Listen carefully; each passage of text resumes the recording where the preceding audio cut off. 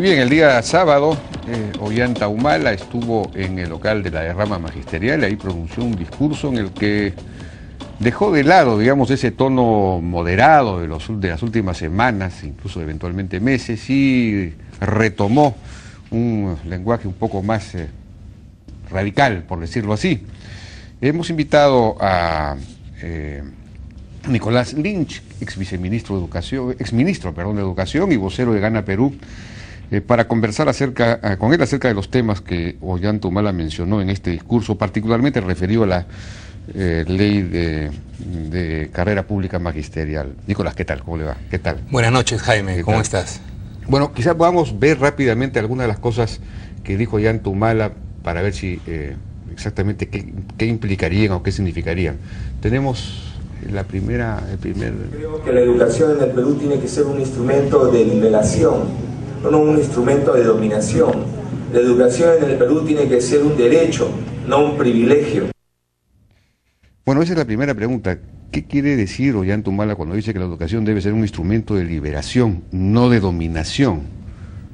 ¿Qué significa eso? Un lego, no sé qué... Un significado profundo.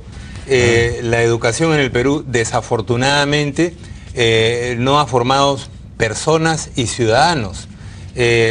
A lo sumo se ha dedicado a formar repetidores, ¿no? ¿Y cuál es la base para que una persona ejerza su libertad? El ser formado como ciudadano. La escuela no es el único, ciertamente, pero es uno de los principales centros de formación de ciudadanía. Y a mi entender, a eso es precisamente a lo que se refiere Ollanta Humala. No somos una república de ciudadanos, desafortunadamente todavía, y hay que acelerar ese proceso de formación de la república de ciudadanos. ¿En qué sentido la educación sería un instrumento de dominación ahora, bueno, la educación actual? No solo la educación actual, la educación históricamente ha sido un instrumento de dominación. Históricamente ha sido usada para someter, o ya sea directamente en la escuela a quienes educaba, ¿no?, con ideas ajenas a su propia identidad, o marginando de la educación misma, ¿no? Por lo tanto, por supuesto que la educación tiene que ser un instrumento de liberación, y especifico, de liberación ciudadana. Pero la educación actual, ¿en qué sentido es un instrumento de dominación? En su baja calidad, justamente, ¿no? Al no formar personas y ciudadanos. O sea, ese es el kit de la cuestión. O sea, tenemos nosotros personas que se formen en amor al Perú, en identificación con su región o con su provincia. Desafortunadamente no. La UNESCO define calidad, en primer lugar, como formación en una identidad. Entonces habría en el Perú, digamos, intereses, grupos que quieren mantener una educación de baja calidad para poder dominar a la población. ¿Esa es la idea? No, la idea es más bien que hay un desinterés de los que históricamente han mandado en este país por la educación, por mantener a grandes grupos de la población, a sectores mayoritarios, diría yo, excluidos de la educación. Como se habla de instrumento de dominación, da la impresión de que hay, digamos, un instrumentador, alguien que está interesado efectivamente en dominar a los demás, para lo cual usa la educación.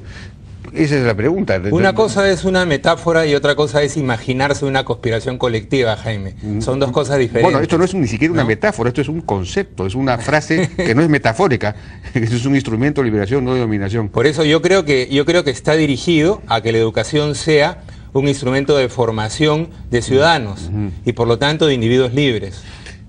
Tenemos otra parte del discurso de Ollanta Humala, a ver si lo podemos pasar. Porque es verdad el axioma de que el pueblo, si se une, no va a ser vencido, no va a ser derrotado. El pueblo, si se une, no va a ser derrotado. ¿Quién quiere derrotar al pueblo? ¿Cómo es esto? El pueblo tiene que unirse. Él llamó a el pueblo unido jamás será vencido, ¿no? Bueno. Entonces, ¿contra quién tiene que unirse el pueblo? Ese es un viejo lema que hace alusión, ¿no?, a la necesidad de que las fuerzas progresistas, las fuerzas nacionalistas, procesen una unidad social y política para tomar en sus manos el destino del Perú. ¿Qué hay de malo en eso? Otros que tienen concepción política distinta ven el tema de la unidad social y política de una manera diferente. Yo creo que Ollanta Humala no hace sino frasear algo que es muy antiguo, ¿no? La necesidad de que las fuerzas progresistas, nacionalistas, de izquierda, nos unamos ¿no? Y podamos llevar al triunfo a Gana Perú Claro, el próximo 5 de junio. Eso tenía sentido en un contexto ideológico clasista, de enfrentamiento de clases, en donde el gran enemigo era el capital, etcétera, la clase burguesa. Entonces, ante eso el pueblo se unía para no ser derrotado. Entonces, al contrario, estamos reproduciendo eso. Yo más bien te diría que la novedad la trae acá Aya de la Torre, cuando dice que la necesidad de la unidad popular es la necesidad de una unidad multiclasista, ¿no? En un país con una clase trabajadora tan pequeña y con una burguesía relativamente débil, ¿no? Es muy difícil referirse en términos clasistas a la situación. Es más el llamado a una unidad multiclasista. Bueno, si quieres hablar en esos términos, digamos, ¿no? Aquí habría una llamada, aquí se habla solamente del pueblo, ¿no? Es uniclasista, pero en fin. No, pueblo es una categoría por definición multiclasista, ¿no? Al pueblo nos incluye a todos. ¿Quién depende de qué uso se dé. Si es un uso estrictamente sociológico, científico, es que me estás preguntando en términos de categoría, por eso te llevo yo a luz. Si tu uso es sociológico o científico, puede entenderse como que incluye a todos, pero si el uso es político, se refiere más a una coalición. Y si queremos ir a nuestras propias raíces ideopolíticas, es el multiclasismo del que habla Aya, creo yo, ¿no? Que es una de las fuentes, lógicamente, del nacionalismo. Me queda todavía la pregunta acerca de quién quiere derrotar al pueblo, ¿no? Bueno, es lógico que tengas dudas. Sí, pues no lo sé, pero sería bueno que ustedes lo digan, pues. Yo creo que la afirmación es clara, ¿no? Para quien quiera escucharla. Sí, pues, así es. Por ejemplo, en la siguiente afirmación de Ollanta-Humala, en ese mismo discurso, a ver si podemos escuchar. Esa vez, ustedes saben lo que le pasó a Túpac Amaru. Los que no querían el cambio, lo descuartizaron. Lo amarraron a 4 caballos y lograron separar cada miembro de su cuerpo. Y de ahí nace una poesía, ¿no? Muy hermosa, ¿no? Y ustedes la saben. Pero antes de exterminar, de destruir ese proyecto de cambio, lo hicieron presenciar la muerte y tortura de su esposa, para que sepan que de esa matriz nunca más iban a ser un descendiente de Túpac Amaru. Y antes de matarlo y exterminarlo a Túpac Amaru, le hicieron presenciar la castración de sus hijos, para que sepan que de esa semilla no iban a haber más semillas, no iban a haber más retoños, que en la práctica se iban a convertir en transgénicos, híbridos, ¿no? Eso querían que Túpac Amaru II, un proyecto de cambio en el país, lo viera antes de cerrar sus ojos para siempre. Pero se equivocaron, porque con la eliminación de Túpac Amaru II nacieron millones de Túpac Amaru. Nació un pueblo corajudo, un pueblo que ha venido luchando, sobreviviendo, con un sueño, con una esperanza de que se une. Bueno, dice que de la eliminación de Túpac Amaru han nacido millones de personas con la esperanza de qué exactamente, es decir, todo ese desarrollo acerca de Túpac Amaru, ¿a dónde apunta? No es muy claro. ¿A dónde va tu pregunta? No sé. Es que eso sí, ahí me he quedado completamente desconcertado, pero había otra expresión de Ollanta-Humala referida al tema que estábamos conversando antes. No sé si tenemos... Sí, hay muchas cosas que podría hablarles. La nueva carrera pública magisterial, porque no estamos de acuerdo con esta carrera pública.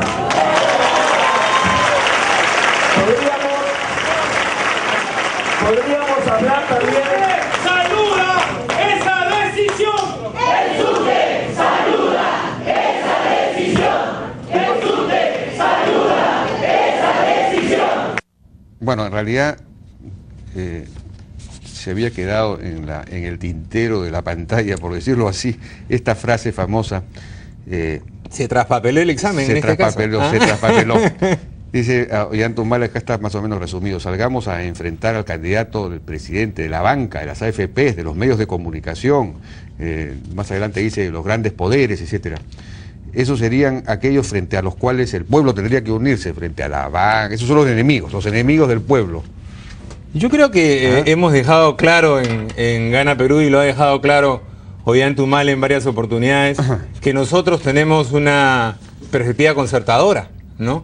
Pero es indudable que hay que producir reformas y hay que producir cambios en el país, y sobre todo, como él lo ha dicho, en el terreno de la redistribución económica, ¿no? Y hay quienes tienen intereses que no son los nuestros y no son los que creemos asume la mayoría de la población en este momento, ¿no?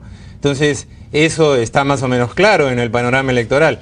Creer otra cosa sería ser ingenuos, ¿no?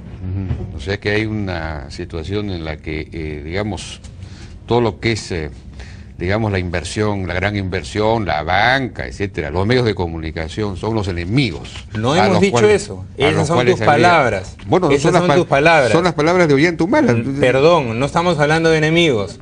Ollanta-Humala está señalando a algunos actores, o algunos actores económicos, algunos actores políticos. Yo no estoy hablando de enemigos, ni él tampoco. Tú eres el que ha puesto la palabra enemigos. Te repito que hay, como en todo proceso político, diversos intereses. Bueno, ¿o tú crees que no hay diversos intereses? No, eso sí, claro. ¿No? Tú, por ejemplo, estás de acuerdo con algunos intereses y en contra de otros. De igual manera, nosotros también. A favor del interés del Perú. Porque, no, relaciono las cosas, ¿no? Porque nosotros también, pero interpretamos de diversa manera los intereses del Perú, si no, no habría discusión, pues, Jaime. Claro. ¿Ah? Sí, pero por eso quiero saber quiero saber exactamente hacia dónde, cuál es la política en el fondo, ¿no? Porque si el pueblo tiene que unirse para no ser derrotado, ¿frente a quién? Frente a la banca, la CFP, los medios de comunicación, los poderes económicos. Nosotros hemos señalado, que la prioridad son políticas de redistribución económica que no se han llevado adelante junto con el crecimiento de estos años, ¿no? Y eso, digamos, afecta a determinados intereses económicos, lo cual no quiere decir bajo ningún concepto que estemos en contra de la inversión, ni pública ni privada, porque es indudable que la inversión es uno de los motores del desarrollo. Entonces no mezclemos unas cosas con otras, ¿no? Correcto, vamos a ir a una pausa y regresamos.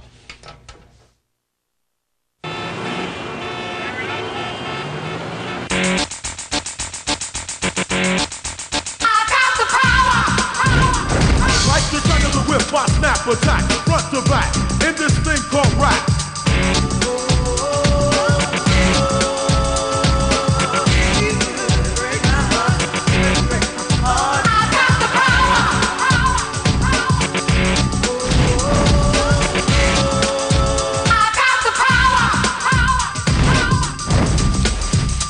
Con Mundo Sueldo, tú tienes el poder. Accede a la red más grande de cajeros del Perú, sin costo adicional y a los mejores descuentos desde tu smartphone. BBVA Continental. No te conformes. Adelante.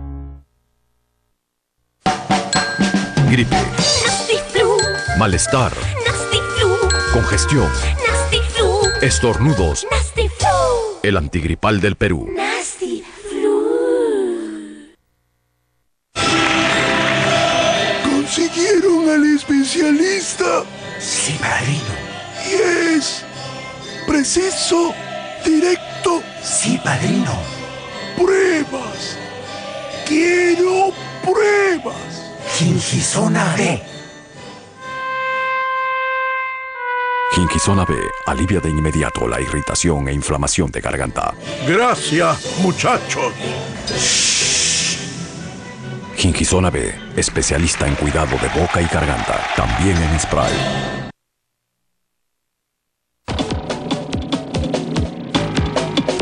Seguimos conversando con Nicolás Lynch, vocero de Gana Perú. Bueno, lo otro que dijo Ollanta-Humala en la rama magisterial fue que no estaba de acuerdo con la carrera pública magisterial. Podríamos hablar de muchas cosas de la nueva carrera pública magisterial porque no estamos de acuerdo con esta carrera pública.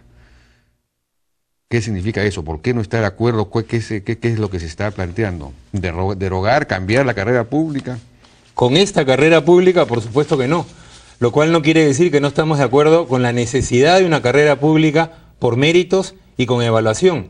Pero esta carrera pública está caracterizada, primero, por la corrupción. Ha estado plagada de corrupción. Tan es así que gente tan distinta como Hugo Díaz y Cifreo Chiroque le dijeron en marzo a Chan, cuando todavía era ministro de Educación, que dejar el asunto para el próximo gobierno. Los exámenes se han vendido por 300, 500, 800, 1000 y ya no sé qué más soles, ¿no? Y segundo, porque hay una gran ineptitud en su aplicación, ¿no? El concepto meritocrático ha sido totalmente diluido, ¿no? Se toma un examen parcial sobre conocimientos y capacidades nada más, que es importante pero no único en la evaluación, y se dejan de lado desempeño y resultado de los estudiantes. Y también se tiene un concepto punitivo contra el magisterio. Se le acusa de ser el culpable del fracaso de la educación en el Perú, de la tragedia educativa peruana. Y yo creo que eso es gravemente equivocado. Los maestros son culpables como tú o como yo, pero no pueden ser ellos los culpables. Nosotros creemos que hay necesidad de una carrera con un criterio promotor y que complete el sentido de la evaluación. Para ello habrá que reformar la ley de carrera pública magisterial necesariamente. O sea que ¿no? eliminar la disposición que establece que si a la tercera evaluación el maestro no pasa la evaluación, incluso después de haber sido capacitado, doblemente capacitado, entonces tendría que ser retirado de la carrera. Eso habría que eliminarlo. De ninguna manera. Los profesores universitarios somos eliminados si no somos ratificados en la universidad pública. Y esto sucede desde el año 61. O sea que eso no se... Los oficiales, te estoy diciendo, los oficiales de la Fuerza Armada, si no pasan, también dejan el servicio, ¿no? Yo creo que se podrán encontrar formas de reubicar a esos maestros, quizás se les podrá dar algún tratamiento laboral especial, pero indudablemente que no podrán seguir en la enseñanza, ¿no? Pero esa es una parte, Jaime, ¿no? Yo creo que lo fundamental es una carrera promotora del magisterio y que, y esto es muy importante, incluya a las organizaciones del magisterio, como sucede en toda América Latina, al sindicato y al colegio en la aplicación de la ley. Esta es una ley promotora, establece 5 niveles con diferencias apreciables de remuneración entre nivel y nivel. Si uno pasa de un nivel a otro, incrementa su remuneración de una manera importante. Entonces, eso es una ley promotora, básicamente. Pero ¿cómo la han aplicado García y Chang? Bueno, una cosa es la aplicación y otra cosa es la ley. No, yo creo que no está desligado una cosa de la otra. Yo creo que no se ha llamado al magisterio, se ha buscado perseguir al magisterio. Y esa es una actitud incorrecta. Hay que lograr un consenso, no solo con los maestros, por supuesto, en la comunidad educativa y con los expertos. Pero ¿qué cosa que hay que cambiar en la ley? Una ley viable, Jaime. Esta ley, como está planteada, no es viable. ¿Por qué? Te doy una sola cifra. Hay en este momento de maestros nombrados del antiguo régimen, o sea, de la ley del profesorado, 250.000. De esos 250.000, apenas 19.097, o sea, menos del 10%, ¿no? El 8% están en el nuevo sistema, ¿no? Y los otros 25.000 son maestros nuevos que acceden recién a la carrera. O sea que, fíjate, en 4 años, esta carrera se empezó el 2007, estamos en el 2011, 3 años y medio, casi 4, no ha podido sino integrar al 8% de maestros de la ley del profesorado. Entonces, es indudable que esta carrera no es atractiva para los maestros. ¿Qué hay en la ley que impide eso? La evaluación sesgada, ¿no? Y el sentido punitivo con el que se ha aplicado. Esas cosas... Sentido punitivo. Así es, así es. ¿Qué quiere decir eso? Sentido punitivo quiere decir, primero, considerar a los maestros como culpables de la crisis educativa. Se ha adherido al maestro, de tal manera que el maestro en este momento tiene temor frente al nuevo régimen. Pero obviamente tiene temor, si tiene que prepararse, tiene que pasar evaluaciones, tiene que incrementar su capacidad para poder... Esa es la naturaleza de esta ley. Disculpa, Jaime, pero tienes una concepción de hace 10 años respecto del magisterio. El magisterio está en este momento plenamente de acuerdo con que debe evaluarse. El propio texto que le entregaron los gremios de la educación, entre ellos el SUTEP, en la derrama el día sábado, señala en uno de sus ítems que hay que ir a una nueva ley de carrera pública magisterial, pero tomando en cuenta las cosas buenas que tiene esta ley de carrera pública magisterial. O sea, ya no estamos en la posición de cuando yo entré al ministerio, el año 2001, que decían no a la evaluación, no a ninguna ley que no sea la ley del profesorado. Eso quedó atrás. Estamos en un nuevo momento. La pregunta por qué cambio quieren introducir en la ley es importante, porque existe el temor de que se quiera efectivamente eliminar los aspectos de la ley que de alguna manera pues hacen que se termine mejorando la calidad, es decir, que la ley sea exigente, es decir, no solamente que haya niveles, hayan evaluaciones, sino que a la tercera evaluación en que no se pasa, incluso luego de haber sido capacitado, pues tendría que retirarse estas personas. Eso es lo que en el fondo se quiere eliminar y a eso le llaman punitivo, ¿no? Eso es lo que tú te imaginas. Y yo te he dado otra explicación. Yo los he escuchado a los maestros. Se quiere cambiar y respecto de lo punitivo. Te estoy diciendo, ¿no? Te estoy diciendo que ya no solo son algunos sectores del magisterio, ¿no? Los que plantean sí a la evaluación. En este momento es la mayoría del magisterio. Seguramente habrá algún grupo por ahí que se resiste todavía, pero claramente minoritario. No, la mayoría dice sí a la evaluación. Los maestros llaman punitivo al hecho de que sean retirados de la carrera a la tercera evaluación que no pasan. A eso le llaman punitivo. Yo Creo que yo los he entrevistado acá. Creo que tienes una concepción de hace 10 años yo no tengo una respecto de la concepción. situación del magisterio. Yo los he entrevistado. Ha habido un aprendizaje. Sí, Hay una bueno. experiencia, ha habido un aprendizaje. Hay que escucharnos en el sector de educación. Hay que escucharnos para llegar a una ley meritocrática. De ninguna manera hay que bajar la bandera meritocrática, pero viable, Jaime, Correcto. en bien de la educación y del Perú. Muy bien, Nicolás Lynch, muchas gracias. Bueno, por una su última participación. cosa, como empezaste rápido a preguntar, que quiero manifestarte la solidaridad de Gana Perú y mía por el asedio del que fuiste víctima el otro día. Creemos que hay que desterrar la violencia de este proceso electoral. Por supuesto que no estamos de acuerdo tampoco como nos trata mucha de la prensa, ¿no? Pero nos parece que ninguna violencia es buena y nuestras disculpas por eso, en lo que quepa por parte nuestra, y creo que debemos lograr que este proceso electoral avance lo más limpio posible y en las mejores condiciones. Muchas gracias por la disculpa y, por supuesto, por la presentación de Nicolás Lynch acá en el programa. Vamos a una pausa, regresamos ahora con Julio Velarde, presidente del Banco Central de Reserva.